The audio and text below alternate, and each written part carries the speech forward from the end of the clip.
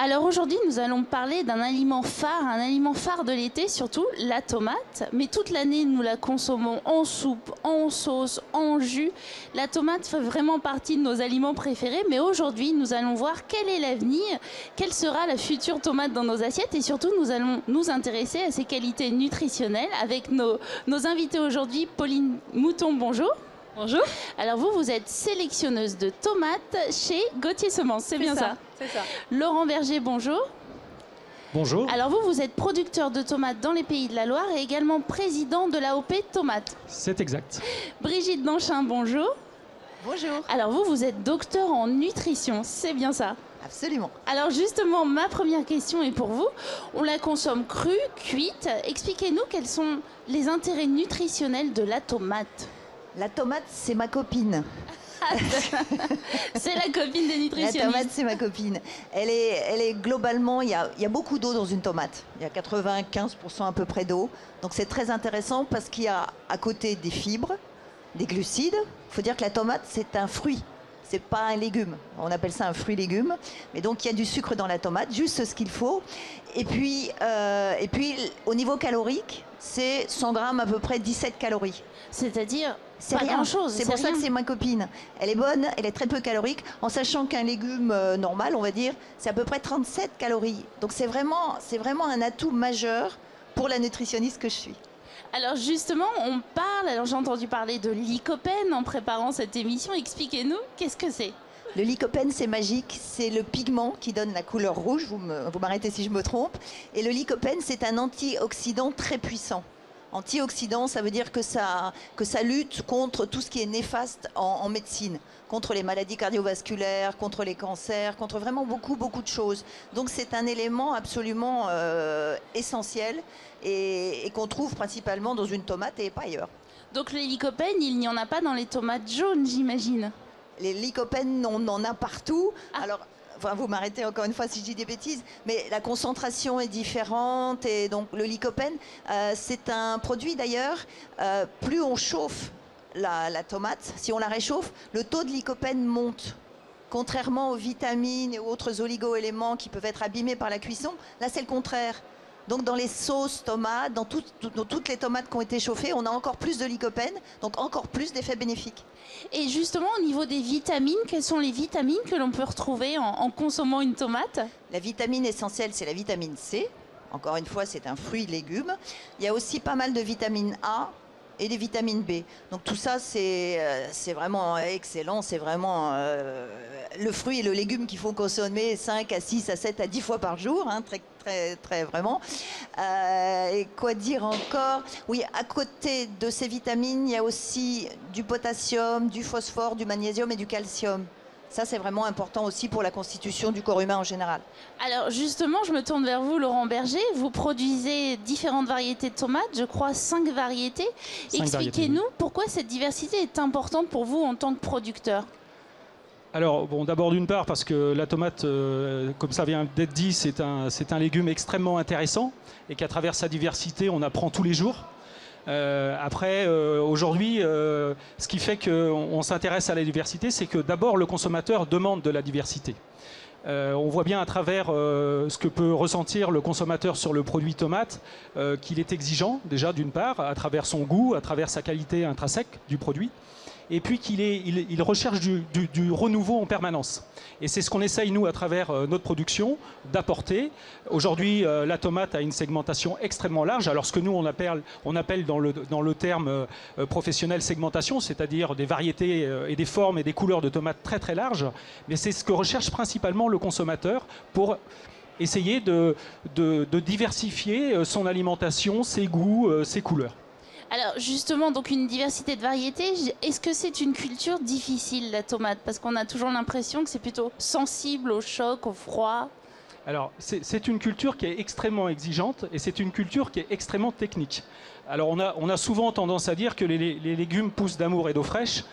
C'est pas tout à fait ça. Et quand on aime bien penser ça. Voilà. Et quand on est professionnel, je peux vous assurer qu'on met énormément de techniques autour de la tomate, beaucoup de savoir-faire. Et puis aussi, évidemment, beaucoup de motivation parce que c'est un produit qui, une fois qu'il est bien produit, nous offre effectivement toutes ces qualités. Mais par contre, si il est produit dans de mauvaises conditions, eh bien, effectivement, on peut être très très déçu du produit à la sortie. Les conditions de culture jouent alors sur les qualités nutritionnelles intrinsèques de la tomate? Ah oui, complètement. Alors déjà, la variété à la base est quelque chose de très intéressant parce que c'est elle qui va offrir un potentiel à la tomate, mais que ça soit une bonne ou une mauvaise variété, même la meilleure des variétés, si elle n'est pas produite dans de bonnes conditions, ne s'exprimera pas. Donc il va falloir apporter un soin très particulier à la culture de la tomate pour qu'elle puisse s'exprimer. Alors qu'on soit en sol, qu'on soit en hors sol, qu'on soit bio, qu'on soit raisonné, qu'on soit conventionnel, tout ça c'est un peu du pareil au même. Maintenant on peut faire du très bon produit bio et du très mauvais produit bio, comme du très bon produit raisonné et du très mauvais produit raisonné. Alors Brigitte Danchin, expliquez-nous quels sont les conseils pour nous, consommateurs de tomates, pour conserver les qualités nutritionnelles de ce fruit et légume. Elle se conserve relativement bien, la tomate. C'est-à-dire, alors encore une fois, on l'a en conserve et elle a des qualités nutritionnelles exceptionnelles, on l'a expliqué tout à l'heure, puisque le lycopène sort encore plus quand il a été chauffé. Donc elle se garde alors au frigidaire en bas. Alors là, je reprends tout de suite. Allez-y. Pas de frigidaire. La tomate ne supporte pas le frigidaire. Je voudrais juste rappeler une chose, c'est qu'effectivement, la tomate fait partie de ces légumes qui ne se mettent pas au frigo. La température d'un réfrigérateur, c'est 3 degrés. Et une tomate ne supporte pas une température inférieure à 12 degrés. Alors pourquoi ? Pourquoi ? Parce qu'on la met tous au frigo, la tomate. Et ça c'est très dommageable pour le produit. Pourquoi ? Parce qu'en dessous 12 degrés, on vient casser tout le processus de maturité de la tomate qui normalement permet le développement des arômes, des parfums. Et une fois que vous avez passé ce produit au froid, il est définitivement détruit, ou en tout cas une grande partie. Alors si vous ressortez la tomate du frigo, elle va se mettre de nouveau à rougir, à développer quelques arômes, mais vraiment pas à la hauteur de ceux qui sont sortis au moment de la production. Et une des grosses problématiques du produit tomate, c'est qu'aujourd'hui, il est transporté à travers une logistique, des camions, des chambres froides, qui viennent casser ce travail qui est fait en production. Et moi, c'est pour ça que j'interviens tout de suite, je me permets de vous couper, mais la tomate ne se passe jamais au froid. Brigitte, alors, vous le saviez ? Moi, je pensais qu'un jour ou deux, on pouvait la conserver. Non, je ne pensais pas que c'était à ce point-là. Alors, donc, il faut la garder dans notre cuisine. La meilleure, il faut la manger tout de suite.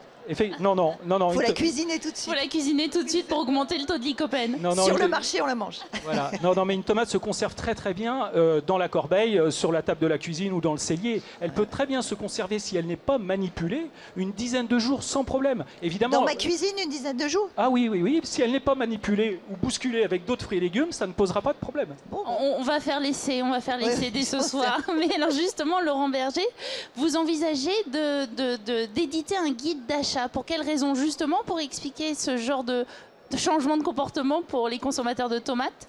Alors, ce qu'on souhaite faire, c'est surtout aiguiller le consommateur. Parce qu'on s'est rendu compte, effectivement, alors on entend toujours parler que le consommateur est déçu du goût de la tomate, qu'il ne retrouve pas le goût de la tomate, celui d'antan qu'il avait goûté dans le jardin de son grand-père.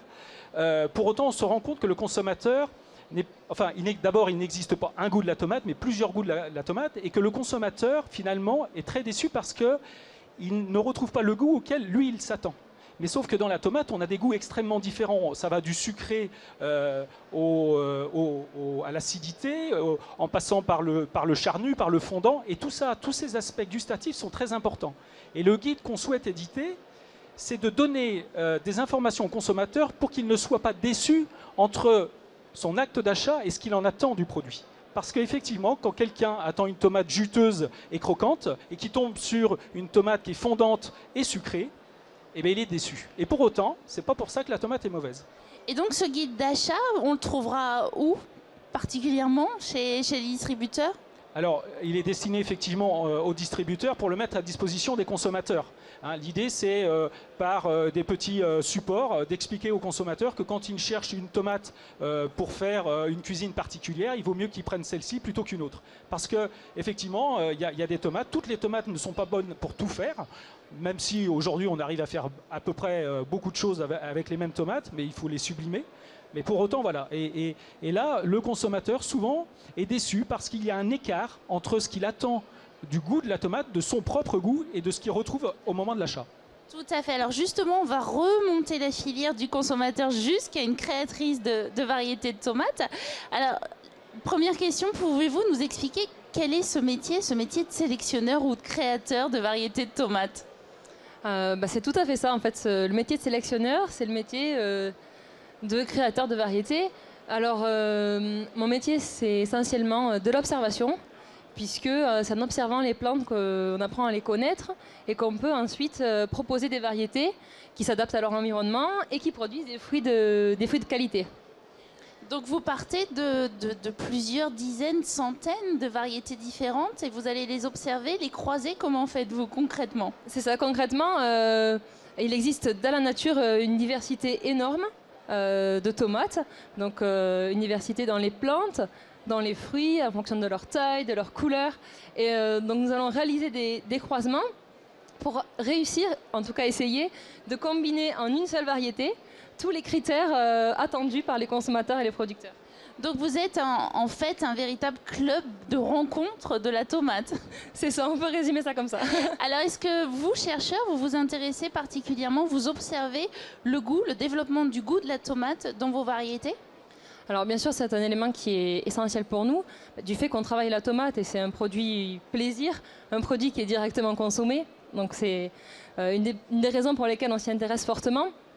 De plus, c'est un peu notre marque de fabrique. Donc on s'intéresse au goût. Pour cela, on se pose la question, qu'est-ce que nous aimons, nous tous consommateurs? Donc on réalise des études sur des consommateurs qui représentent une partie de la population. Ensuite, en interne, on développe une expertise sur le goût de nos variétés. Sont-elles plus ou moins sucrées, plus ou moins juteuses, fondantes, etc. Et avec toutes ces données, on essaye d'améliorer le goût de nos variétés et de proposer des variétés qui satisfassent les consommateurs. Donc les consommateurs sont intégrés très tôt en fait dans vos recherches, parce que combien d'années faut-il pour créer une nouvelle variété de tomates? Il faut entre 5 et 10 ans pour créer une variété de tomates. Donc en effet, ce sont les consommateurs et les producteurs qui guident en fait nos axes de recherche. Ce sont eux qui vous aiguillent, mais justement, dans ce guide, dans vos programmes de recherche, pouvez-vous nous parler des grands axes aujourd'hui? Est-ce que vous essayez d'augmenter le taux de lycopène? Parce qu'on a bien vu avec Brigitte Danchin que c'était intéressant pour notre santé.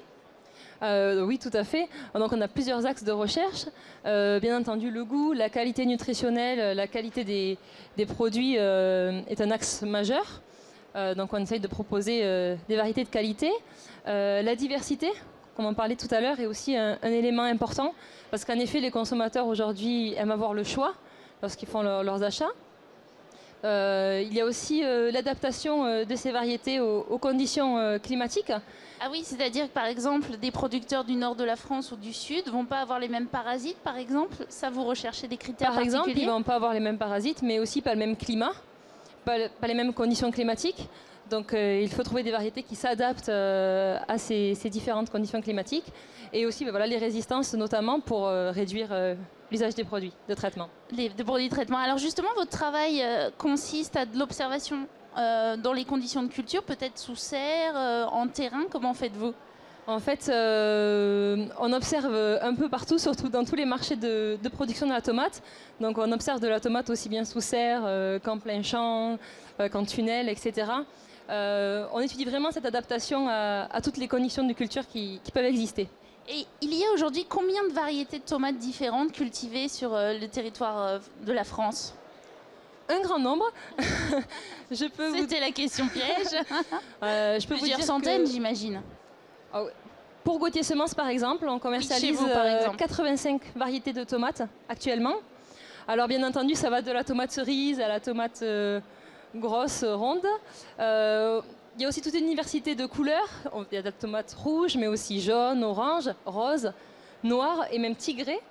Il y a de la diversité de formes. Il y a des tomates allongées, plutôt côtelées, comme vous avez, et rondes. Donc là, dans la main, j'ai une tomate qu'on dit côtelée, c'est ça? Voilà. Plutôt à utiliser en salade ou farcie? À la guise de chacun. Aux envies de chacun. Aux envies de chacun. Alors, Brigitte Danchin, justement, on vient de parler rapidement des tomates cerises. Est-ce que ça a été une véritable révolution pour les enfants et ces mamans qui voulaient faire manger des légumes à leurs enfants? Oui, je l'imagine, parce qu'elle ressemble à des bonbons. Moi, particulièrement, je conseille à mes patients d'en prendre le soir. C'est-à-dire, vous rentrez chez vous, vous êtes fatigué, vous faites ce que j'appelle un apéro légumes crus qui croquent. Et là, vous C'est prenez... mignon, ça. Expliquez-nous votre apéro légumes crus qui croquent. Ce sont des tomates cerises, des carottes, des radis. C'est-à-dire, là, vous faites le petit lapin et vous vous régalez avec des bonnes fibres. Ça vous coupe un petit peu, du coup, vous avez moins faim après pour le dîner. Et donc, c'est vraiment idéal pour déstresser en arrivant. Et à la limite, vous prenez aussi un jus de tomate en même temps. C'est excellent pour la santé. Et c'est un apéritif intelligent qui ne vous fera pas grossir parce qu'il y aura très peu de calories. Et ce sera bon, plein de vitamine C. Enfin, ce sera vraiment excellent. Excellent. Justement, par rapport à vos patients, est-ce que vous devez également leur expliquer qu'aujourd'hui les tomates ont plein de saveurs, qu'ils peuvent trouver justement ces variétés qui leur plaisaient tant quand ils étaient jeunes? Est-ce que vous avez vraiment un travail pédagogique autour de la tomate? Toujours autour de la tomate et des légumes en général. C'est-à-dire, on habite Paris, donc on met les tomates dans le frigidaire. Et donc, on doit réapprendre à aimer ces choses-là et à les cultiver et à faire bien ses courses et à les cuisiner ou pas. Et l'intérêt de la tomate, c'est qu'on n'est pas obligé de la cuisiner. On peut la manger comme ça, à la croque au sel, et c'est vraiment idéal. C'est-à-dire, c'est un plaisir tout de suite. Dans les temps anciens, on appelait ça les pommes d'amour. Ou les pommes dorées. Et donc vraiment, c'est beau, c'est bon, c'est tout ce qu'on aime.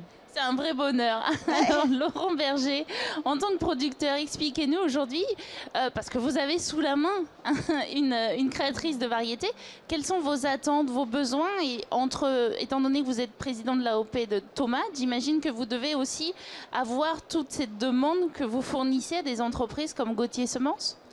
Oui, alors effectivement, aujourd'hui, il y a quelques années, on était un peu dans le sens inverse, c'est-à-dire que la production produisait ce que les semenciers nous mettaient à disposition.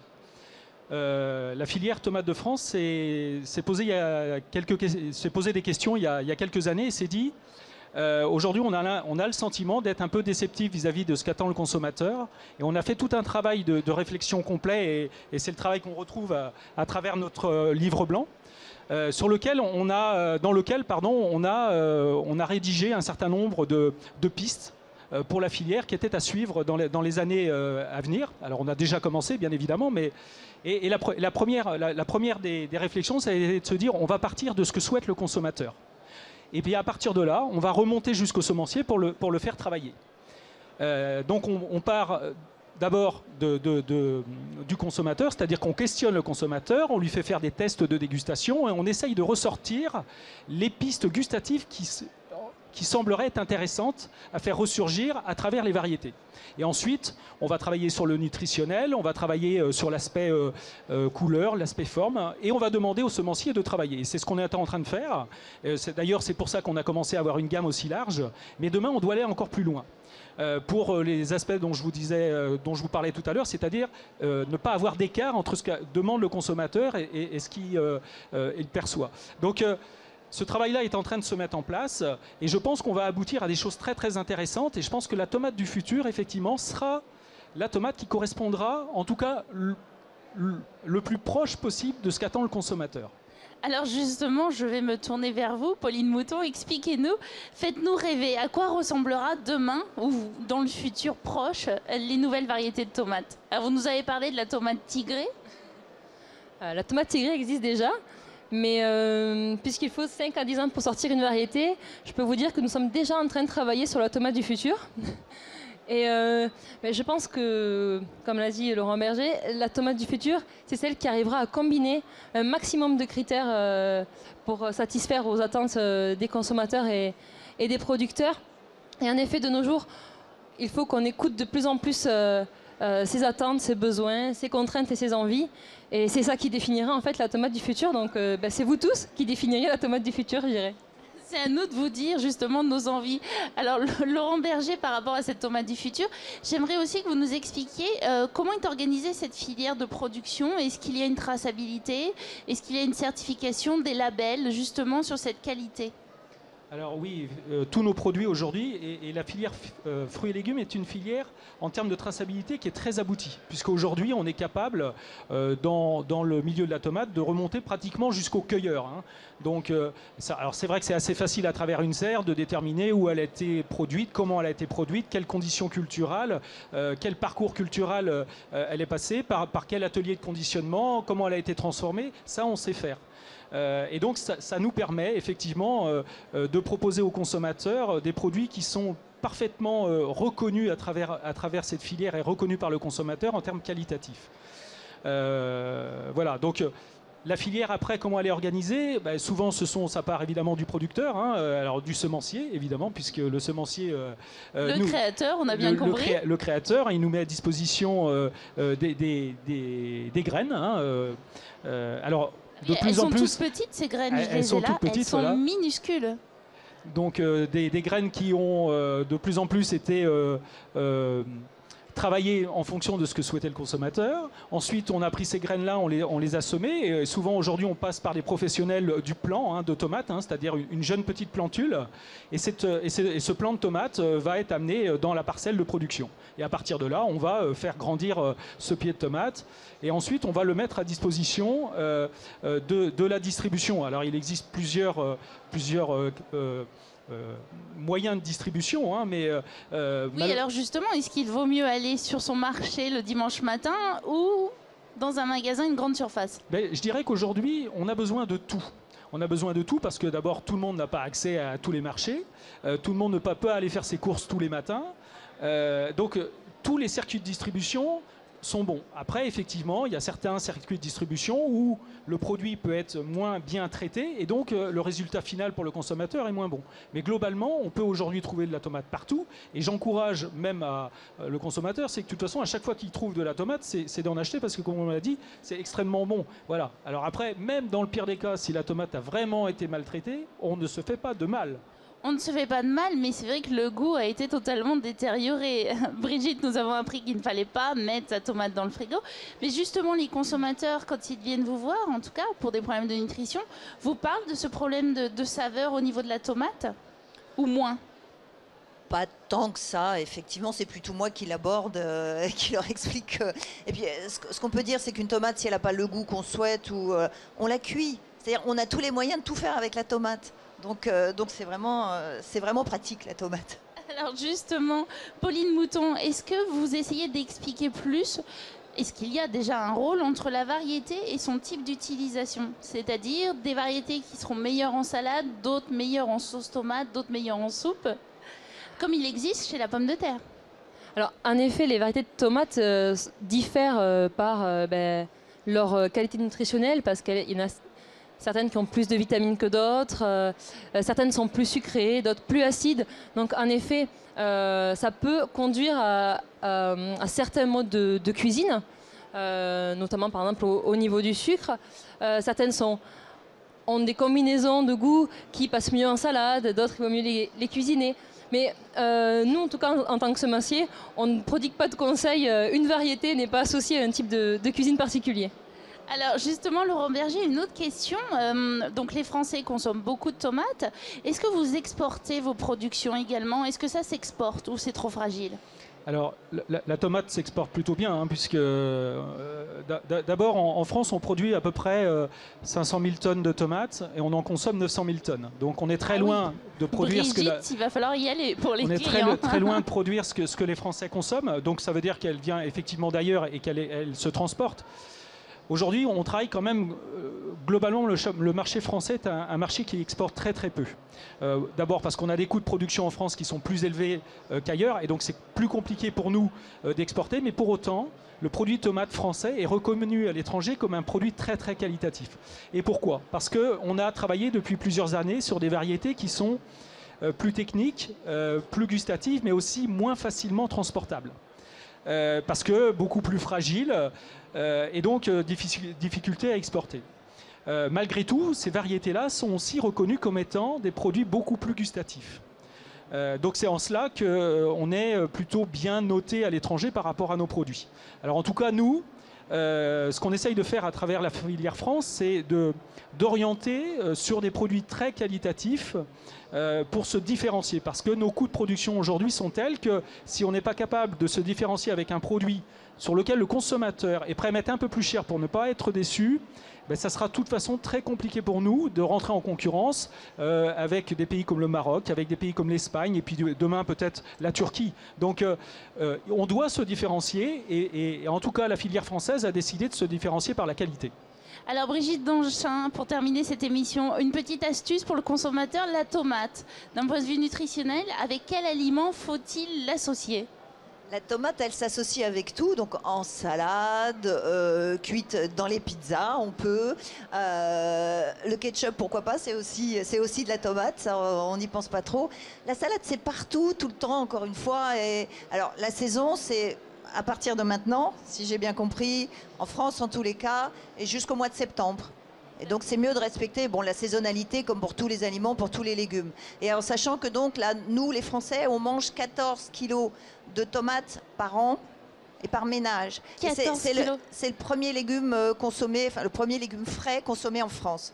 Donc youpi, et il faut que ça continue parce que vraiment c'est bon. Très bien, merci beaucoup. Merci de nous avoir fait découvrir l'avenir et la tomate du futur. Et nous l'avons tous compris. Mangeons des tomates.